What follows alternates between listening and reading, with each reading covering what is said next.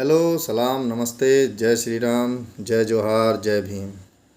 आदरणीय द्रौपदी मुर्मू जी के राष्ट्रपति बनते ही अनेक राजनीतिक दलों के स्वघोषित राष्ट्रवादियों ने उन्हें आदिवासी कहकर संबोधित किया और प्रथम आदिवासी महिला के राष्ट्रपति बनने पर अपनी पीठ थपथपाते हुए घूम रहे हैं।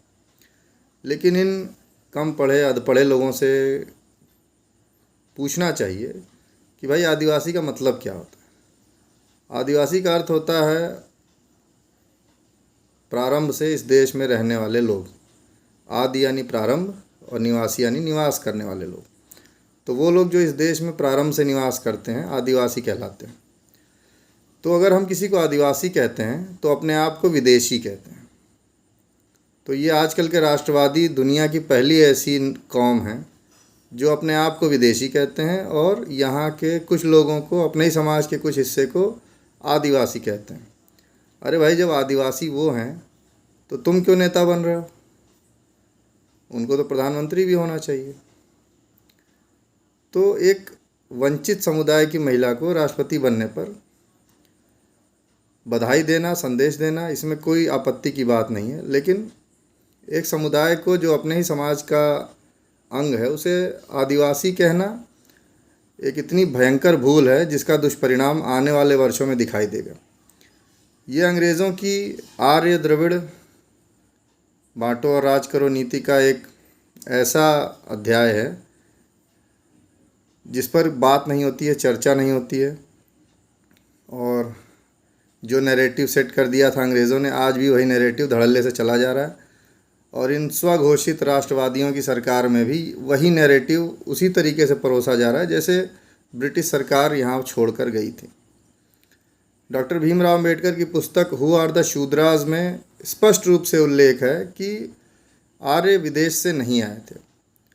राखी गढ़ी की खुदाई में भी सिद्ध हो गया कि अंग्रेज़ों ने जो आर्यों के आगमन की तिथि बताई थी उस तिथि से बहुत पहले से इस देश में लोग आबाद थे। और एक भारत का वो नक्शा जो आज दिखाई देता है उस नक्शे से बहुत बड़ा नक्शा या बहुत बड़े क्षेत्र में भारत या उस ज़माने के हिसाब से आर्यावर्त हुआ करता था। तो जैसे ही आप किसी को आदिवासी कहते हैं आप अपने आप को विदेशी कहने लगते हैं और तुरंत अंग्रेज़ों का वो नैरेटिव सामने आ जाता है जिसमें वो कहते थे कि एक आर्य नाम की जाति बाहर से आई और यहाँ के मूल निवासियों को, आदिवासियों को जंगलों में खदेड़ दिया और यहाँ के राजा बन गए।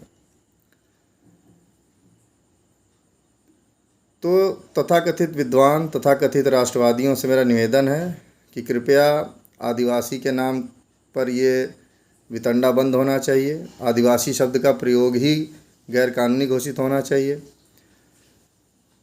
अगर हम किसी को आदिवासी कह रहे हैं तो फिर उसको सारे अधिकार भी देने चाहिए।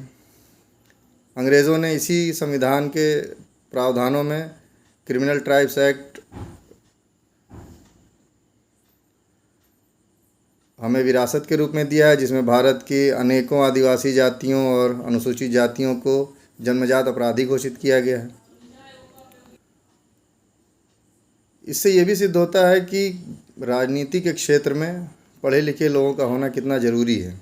और केवल चुनाव जीतने के लिए ही राजनीति करते जाना एक आत्मघाती कदम है और हमें इस विषय में किसी भी प्रकार का समझौता नहीं करना चाहिए, चाहे वो नेता हमें कितना ही प्रिय क्यों ना हो। इस विषय में और भी जानकारियाँ देते रहेंगे। आज के लिए आदिवासी विषय पर फ़िलहाल इतना ही। आप सभी को नमस्ते।